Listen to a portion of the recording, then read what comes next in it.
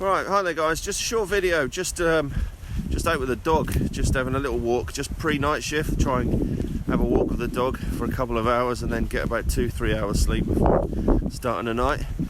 Just out trying a new bit of kit as well, so we'll give that a go. Let's go and take a look at what the conditions are like down on the beach.